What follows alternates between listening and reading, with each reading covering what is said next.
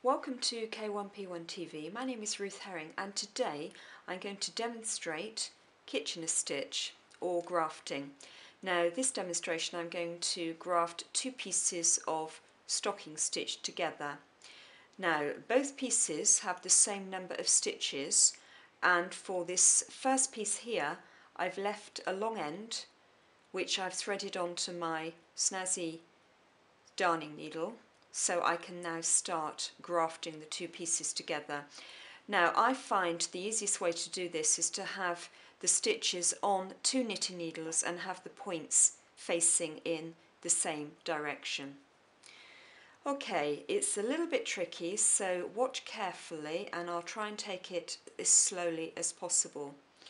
Right, to start off, we bring our needle up through the first stitch on my, I'm going to call this piece number 1, so up through number 1,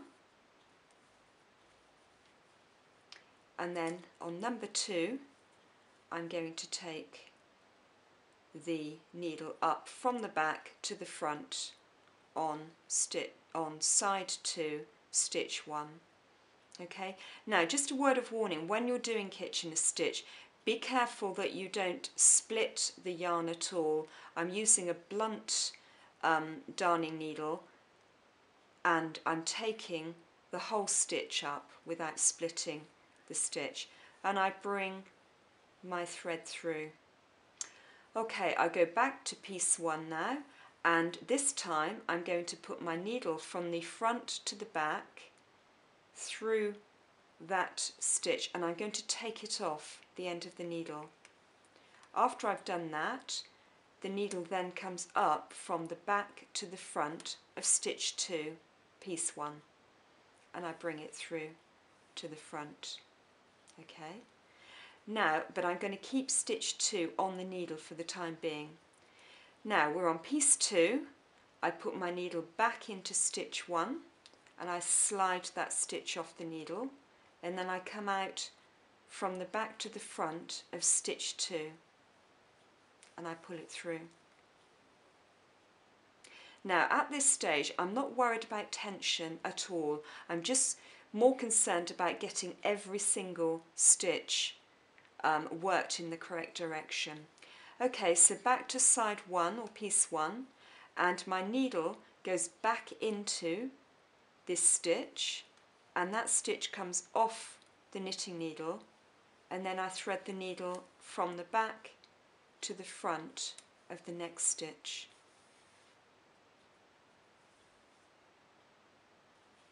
And then we're back to this side again. I put my needle back into my stitch on the end and then out of my next stitch, and I pull through.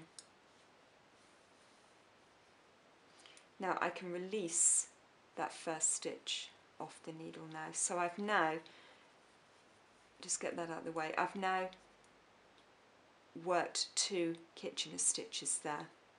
Okay, so back to piece 1 again. So we go in the first stitch there, take it off the needle, and then out of the second stitch. So we're just doing an in and out movement on each side. Okay, make sure the second stitch stays on the knitting needle, and then we go back to this one, so side 2, and we go in and out, and we take the first stitch off. So back up to here, and we go in, take the needle off, the stitch off I should say, and then out. And then back to side 2 again, put your needle in and then out, and slide the first one off. Okay, now we've done a few stitches, what we can do is just move along the work, and because I haven't split any of the yarns, I can just start bringing the thread to tension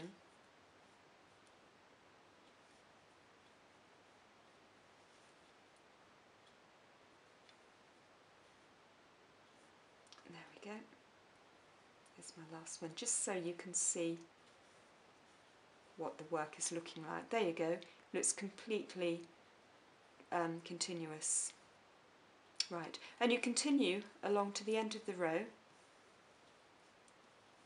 It does get easier as you work on, so it's back in to where that thread came out of there, and then out.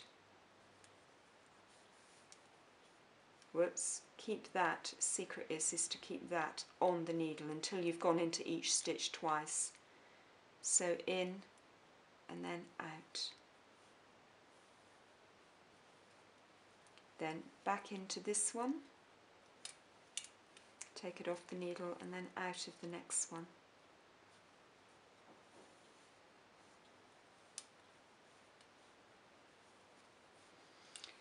And we can then just go along and even up